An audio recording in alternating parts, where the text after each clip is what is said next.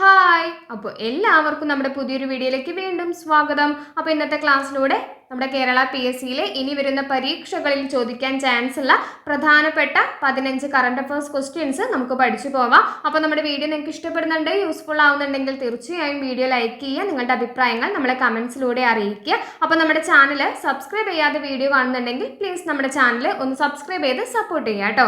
അപ്പോൾ നമുക്ക് video start ചെയ്താലോ. 2024 റിപ്പബ്ലിക് ദിനത്തിൻ്റെ മുഖ്യ അതിഥി. 2024 റിപ്പബ്ലിക് ദിനത്തിൻ്റെ മുഖ്യ അതിഥി ചോദിച്ചാൽ ആരാണ്? ഇമാനുവൽ മാക്രോൺ ആണ്. 2024 റിപ്പബ്ലിക് ദിനാഘോഷത്തിൻ്റെ മുഖ്യ അതിഥി ചോദിച്ചാൽ ഫ്രഞ്ച് പ്രസിഡന്റായ ഇമാനുവൽ മാക്രോൺ ആണ്. ഫ്രഞ്ച് പ്രസിഡന്റായിട്ടുള്ള ഇമാനുവൽ മാക്രോൺ ആണ് 2024 റിപ്പബ്ലിക് ദിനാഘോഷത്തിൻ്റെ മുഖ്യ അതിഥി. അപ്പോൾ റിപ്പബ്ലിക് ദിനമായി ആചരിക്കുന്നത് ജനുവരി 26 ആണ് റിപ്പബ്ലിക് ദിനമായി ആചരിക്കുന്നത്. 2024 റിപ്പബ്ലിക് ദിനത്തിൻ്റെ മുഖ്യ അതിഥി ചോദിച്ചാൽ അത് ഇമാനുവൽ മാക്രോൺ ആണ്.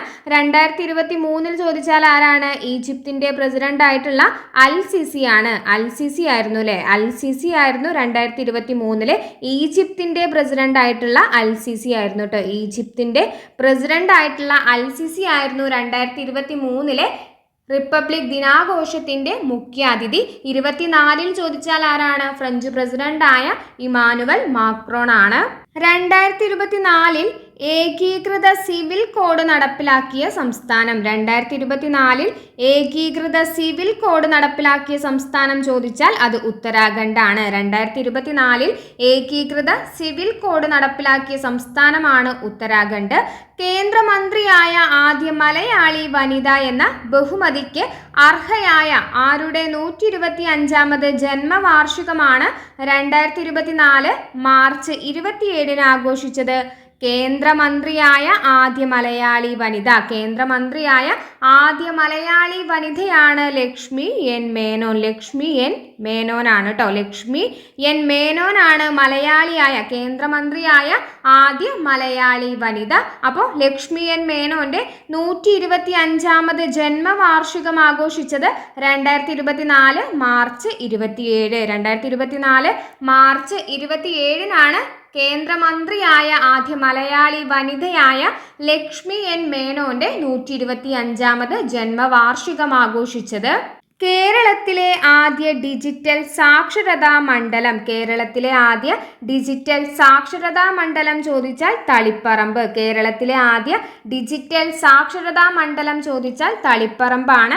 2024 ഫെബ്രുവരിയിൽ വിക്ഷേപിച്ച ഇന്ത്യയുടെ പുതിയ കാലാവസ്ഥാ സമുദ്ര നിരീക്ഷണ ഉപഗ്രഹം. 2024 ഫെബ്രുവരിയിൽ വിക്ഷേപിച്ച ഇന്ത്യയുടെ പുതിയ കാലാവസ്ഥാ സമുദ്ര നിരീക്ഷണ ഉപഗ്രഹമാണ് ഇൻസാറ്റ് 3DS. ഇൻസാറ്റ് 3DS എന്നത് ഇന്ത്യയുടെ പുതിയ കാലാവസ്ഥ സമുദ്ര നിരീക്ഷണ ഉപഗ്രഹമാണ്. ഇൻസാറ്റ് 3DSന്റെ വിക്ഷേപണ വാഹനം ചോദിച്ചാൽ ഏതാണ്? GSLV F-14 ആണ്. GSLV F-14 ആണ് ഇൻസാറ്റ് 3DSന്റെ വിക്ഷേപണ വാഹനം. അപ്പോൾ 2024 ഫെബ്രുവരിയിൽ വിക്ഷേപിച്ച ഇന്ത്യയുടെ പുതിയ കാലാവസ്ഥ സമുദ്ര നിരീക്ഷണ ഉപഗ്രഹമാണ് ഇൻസാറ്റ് 3DS. അതിഥി തൊഴിലാളികളെ മലയാള ഭാഷയും സംസ്കാരവും പഠിപ്പിക്കാനായി കേരള സർക്കാർ സംസ്ഥാന സാക്ഷരതാ മിഷൻ വഴി നടപ്പിലാക്കുന്ന പദ്ധതി. അതിഥി തൊഴിലാളികളെ മലയാള ഭാഷയും സംസ്കാരവും പഠിപ്പിക്കാനായി കേരള സർക്കാർ സംസ്ഥാന സാക്ഷരതാ മിഷൻ വഴി നടപ്പിലാക്കുന്ന പദ്ധതിയാണ് ചങ്ങാതി പദ്ധതി. ഓർത്തിരിക്കുക. അപ്പോൾ കേരള സർക്കാരിൻ്റെ പ്രധാന പദ്ധതികൾ നമ്മൾ പഠിച്ചു പോയിട്ടുണ്ട്, മുൻപ് ഒരു വീഡിയോയിലൂടെ ചെയ്തിട്ടുണ്ട് കേട്ടോ. അപ്പോൾ നിങ്ങൾ ആ ഒരു വീഡിയോ കണ്ടിട്ടില്ലെങ്കിൽ ലിങ്ക് ഞാനിവിടെ താഴെ കൊടുക്കാം, നിങ്ങൾ വീഡിയോ ഒന്ന് കണ്ടു നോക്കൂ കേട്ടോ. നെക്സ്റ്റ്, പരിസ്ഥിതി ബജറ്റ് അവതരിപ്പിച്ച ആദ്യ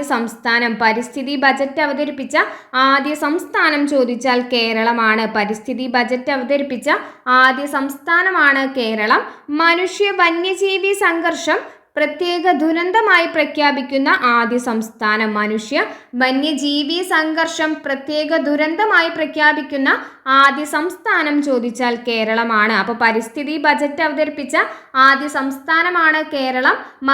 വന്യജീവി സംഘർഷം പ്രത്യേക ദുരന്തമായി പ്രഖ്യാപിക്കുന്ന ആദ്യ സംസ്ഥാനം ചോദിച്ചാൽ അത് കേരളമാണ്. കാലടി ശ്രീ ശങ്കരാചാര്യ സംസ്കൃത സർവകലാശാലയുടെ വൈസ് ചാൻസലറായി ചുമതലയേറ്റത്? കാലടി ശ്രീ ശങ്കരാചാര്യ സംസ്കൃത സർവകലാശാലയുടെ ഇപ്പോഴത്തെ VC ആരാണ്? Professor KK Geethakumari. Professor KK ഗീതാകുമാരിയാണ് കാലടി ശ്രീ ശങ്കരാചാര്യ സംസ്കൃത സർവകലാശാലയുടെ ഇപ്പോഴത്തെ വൈസ് ചാൻസലർ. അപ്പോൾ കൂട്ടത്തിൽ ഓർത്തിരിക്കുക, ശ്രീനാരായണ ഗുരു ഓപ്പൺ സർവകലാശാലയുടെ ഇപ്പോഴത്തെ VC ആരാണ്? VP ജഗതിരാജാണ്. VP ജഗതിരാജാണ് കേട്ടോ. VP ജഗതിരാജാണ് ഇപ്പോഴത്തെ ശ്രീനാരായണ ഗുരു ഓപ്പൺ സർവകലാശാലയുടെ VC.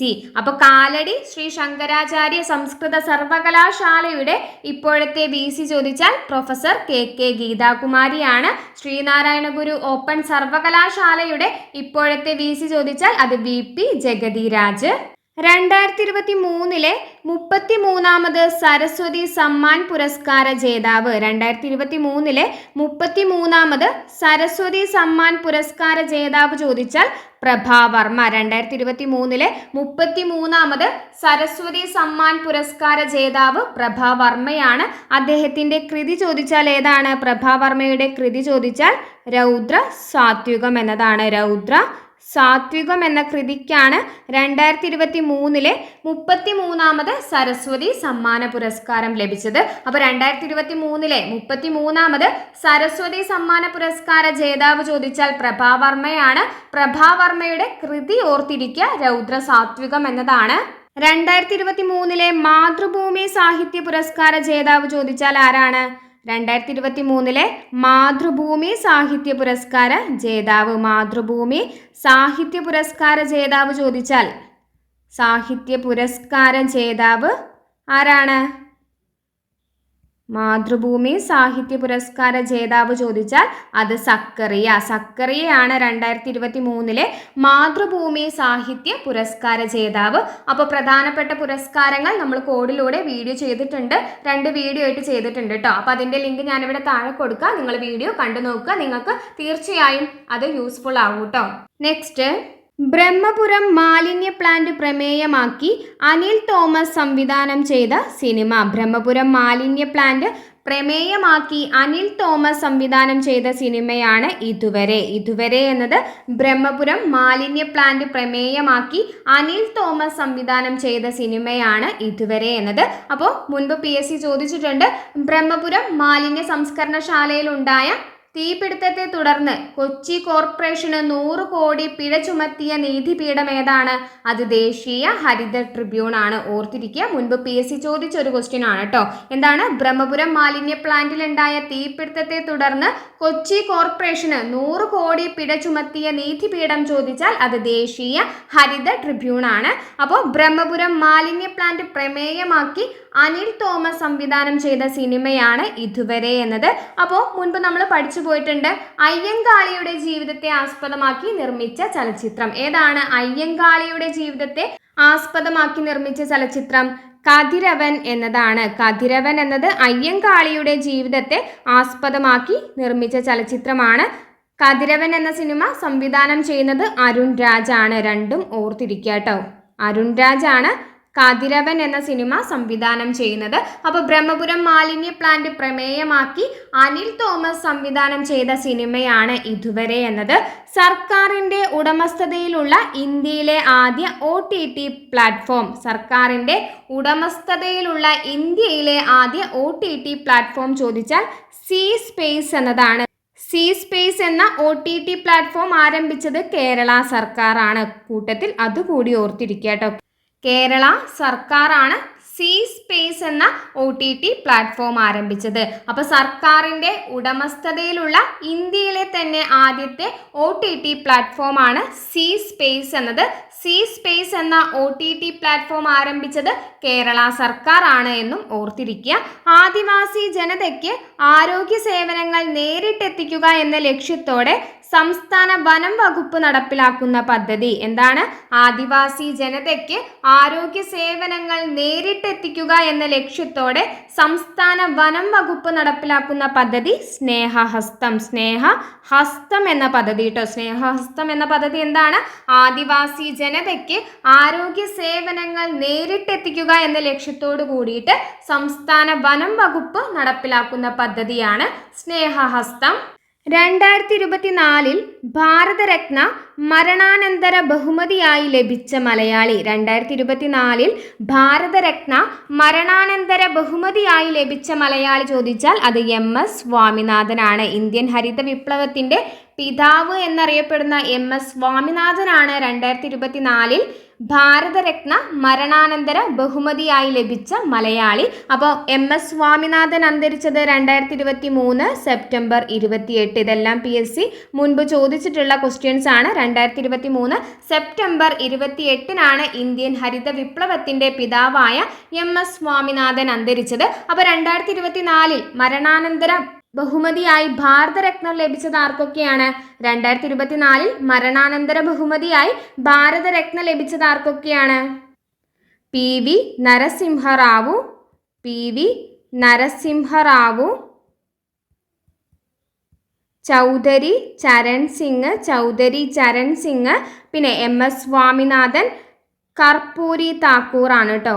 കർപ്പൂരി താക്കൂർ. 4 പേർക്കാണ് 2024 ഭാരതരത്ന മരണാനന്തര ബഹുമതിയായി ലഭിച്ചത്. PV Narasimha Rao, Chaudhary Charan Singh, MS Swaminathan, Karpoori Thakur. അപ്പോൾ 2024 ഭാരതരത്ന മരണാനന്തര ബഹുമതിയായി ലഭിച്ച മലയാളിയാണ് MS സ്വാമിനാഥൻ.